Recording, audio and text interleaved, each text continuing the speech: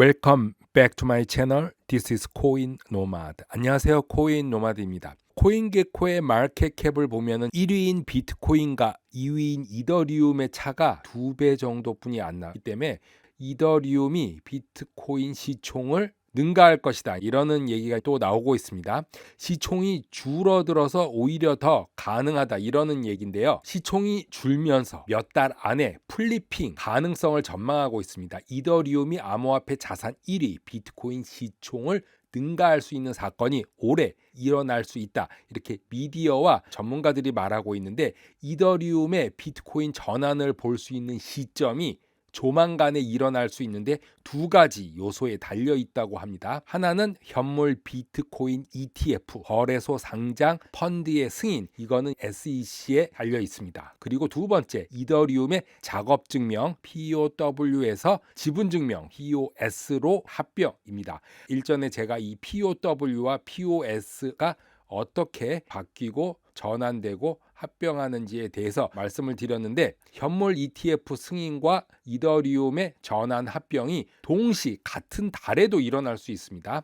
SEC의 몇 안 되는 보류 중에 하나인 비트코인, 현물 비트코인 ETF 승인은 3월까지 승인될 수도 있다고 보는데, 그렇게 된다면 이더리움 시총 1위는 힘들어 보일 수도 있습니다. ETF 승인 전에 이더리움의 합병 업그레이드가 이루어진다면 이더리움이 적어도 일시적으로 비트코인을 뒤집을 수 있다는 이야기가 나오는데, 여기서 한 가지 주의할 점은 페드의 금리 인상하기 시작하면 약세장으로 진입할 수도 있고, 이더리움이 합병이 다가올 쯤에 만약에 약세장이 본격화된다면은 시장 모멘텀이 없기 때문에 이더리움이 비트코인을 뒤집기는 역부족일 거라고 합니다. 여러 가지가 딱 맞아 떨어져야 하는 일들이 있어야 하는 것으로 보는데, 반대로 현물 비트코인 ETF가 승인이 되면서 금리가 상승되는 약세장은 지금으로서 일어나기는 힘드나 이더리움이 단기적으로 비트코인을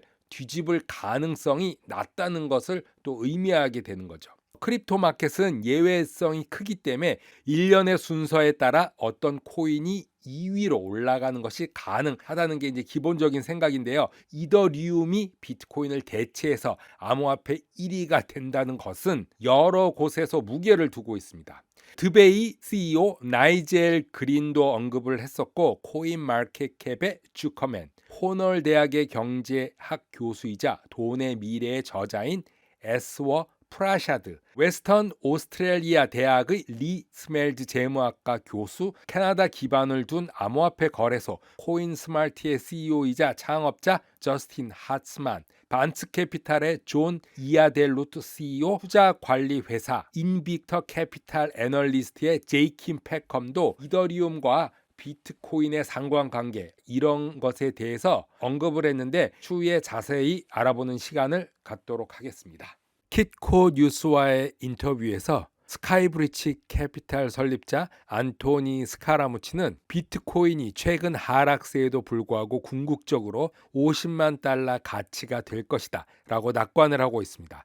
매도의 정확한 이유는 알 수 없으나 비트코인이 나스닥에 상장된 일부 종목, 기술주 실적을 따르고 있다면서 가장 흥미로운 것은 비트코인이 현재 나스닥 주식의 상승과 하락과 매우 밀접하게 연관되어 있다는 것이라고 말하면서, 전자상거래 기업 초기 아마존 주식을 보유했던 사람들처럼 비트코인의 장기 투자자들은 결국 보상을 받을 것이라고 말하면서, 비트코인은 2012년 이후 10번 이상 50% 이상 하락했고 지난해에는 2번의 하락이 있었는데, 비트코인이 길다면 이런 변동성 움직임에 종속될 수밖에 없을 것이라고 말하고 있습니다. 아마존 상장 20주년 기념식에서 제프 베조스가 한 말은, 사람들이 주식이 너무 불안정한데 어떻게 가지고 끝까지 버틸 수 있었냐는 질문에 저는 사용자와 수익 증대에 집중했을 뿐이라고 말했습니다. 앤소니 사카라무치는 웹 1.0에 있던 사람들, 즉 비트코인을 보유했던 사람들이 만약 아마존과 같은 상황이 발생한다면 아마존을 보유할 만큼 충분히 현명하고 단련되었다면 아마존의 네트워크가 효과를 충분히 활용해서 비트코인도 그렇게 될 것을 알 것이다. 이렇게 말하고 있습니다. 비트코인은 네트워크이기 때문에 지갑 성장과 네트워크 내에 사람들 간의 상호작용에 집중해야 되기 때문에 궁극적으로 비트코인이 50만 달러 가치가 있을 것으로 생각하고 아마도 4년에서 5년 정도는 걸릴 것이다.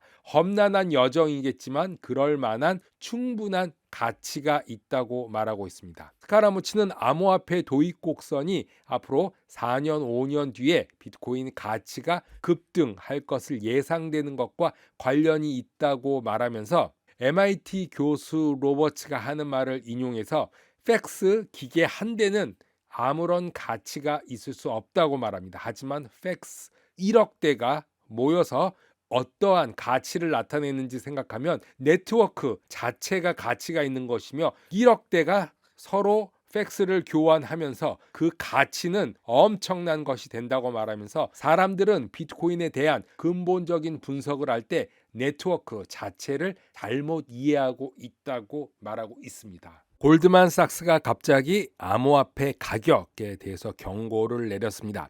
이더리움, BNB, 솔라나, 카르다노, XRP 등 암호화폐 시장에서 1조 달러 이상이 사라지면서 가파른 매도세가 이어졌다면서 비트코인 가격은 작년 말 비트코인당 7만 달러 최고점에서 이번에 약 3만 달러까지 하락했다가 약간 반등하고 있다고 말하면서 전체 시총이 11월 2조 8천억 달러 고점을 찍고 1조 7천억 달러까지 3개월 만에 38.5%나 감소했다면서 일부 분석가들은 암호화폐 시장의 고전이 미국 주식시장이나 미국 달러화 강세와 상관관계가 있는 경우가 많다고 지적했습니다. 자, 크립토 시장 자체가 문제가 아니라 달러화 인덱스화의 문제다 이렇게 말하고 있는 것입니다. 달러와 비트코인 상관관계는 저번 시간에 제가 말씀을 드렸던 바와 같이 그림을 보시면은 비트코인이 이렇게 상승하게 된 것은 달러 인덱스가 지속적으로 하락을 했다. 그 이유는 달러를 무한정 뿌렸다, 찍어냈기 때문이다. 하지만 이제는 다시 달러가 점점 강세를 보이고 있다. 그렇기 때문에 비트코인도 어느 정도 하락하고 다시 상승했다가 하락하는 걸로 가고 있다. 이렇게 말하고 있습니다. 지난번 시간에 말했듯이 달러는 무한정 상승하지 않기 때문에 결국은 비트코인과 대체 자산은 상승할 수뿐이 없다. 그런 게 기본적인 생각인데요. 골드만삭스는 암호화폐 도입의 증가가 더 높은 가격으로 이어지지 않을 수도 있다. 이제 와서 이렇게 얘기합니다. 다른 코인들의 포트폴리오 다양화까지 훼손할 수 있다고 경고하면서 블룸버그의 주류 채택은 양날의 칼이 될 수가 있다. 이더리움, BNB, XRP, 솔라나, 카르다노 같은 것에 채택되는 것이 오히려 가격이 상승하지 않을 수도 있다. 이렇게 얘기하는 것입니다. 그것들의 가치는 높일 수가 있지만 금융시장 변수와 상관관계 그리고 달러 인덱스 같은 것에 의해서 이익이 감소될 수 있다. 비트코인과 암호화폐 채택이 지난 1년 동안 너무 많이 급증했고 일부 암호화폐는 세 자릿수 이상으로 증가했다고 말하면서 월가의 전선, 금융 대기업, 유명인, 심지어는 엘살바도르, 뉴욕 등 비트코인을 산 나라 그들의 이유는 비트코인 가격이 계속 오를 것이라는 기대감 때문이었다고 말하고 있습니다. 골드만삭스는 이런 가운데 이더리움에 대한 언급도 하고 있습니다. 이더리움의 블록체인이 주로 구축되는 탈중앙 금융 DeFi와 수집형 NFT는 전통적인 금융을 다시 재현시키는 암호화폐 기술을 사용해서 투자자들에게 인기가 치솟고 있다고 또 말하고 있고 그 밖에 골드만삭스의 경쟁자 JP 모건은 이더리움의 가치 평가 문제가 될 수 있는 블록체인 솔라나의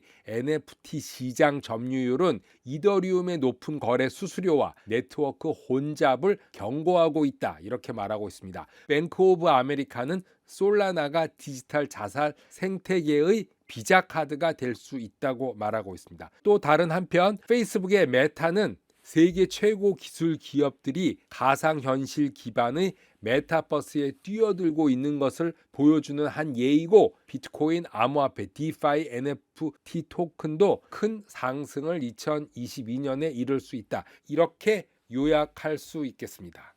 JP 모건 애널리스트는 비트코인이 2달 만에 50% 정도 하락을 하자 비트코인에 대한 장기 가격 전망치를 하향 조정하고 있습니다. 비즈니스 인사이드 보고서에는 JP 모건 분석가들이 비트코인 변동성 상하로 너무 크기 때문에 우량 투자자들이 광범위한 채택을 방해하고 있다면서 비트코인에 대한 장기적인 가격을 대폭 낮췄습니다. 38,000불이라고 하는데 지금 가격이 38,000입니다. 이게 지금 적당하다 이렇게 말하고 있는 것 같습니다. 비트코인이 앞으로 나아갈 가장 큰 도전은 변동성과 추가적인 제도 도입을 방해하는 상승과 하락, 호황과 불황의 주기다. 꾸준하지 못하고 올라갔다 내려갔다 하는 게 문제이다. 이렇게 말하고 있습니다.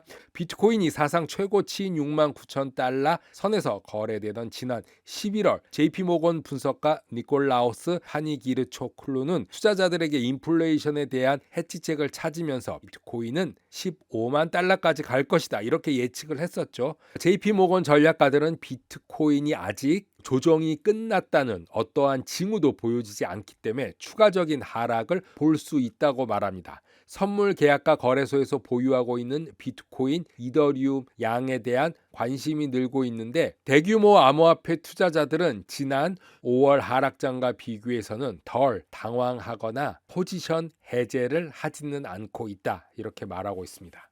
코인 노마드 오늘은 여기까지 하겠습니다. 감사합니다.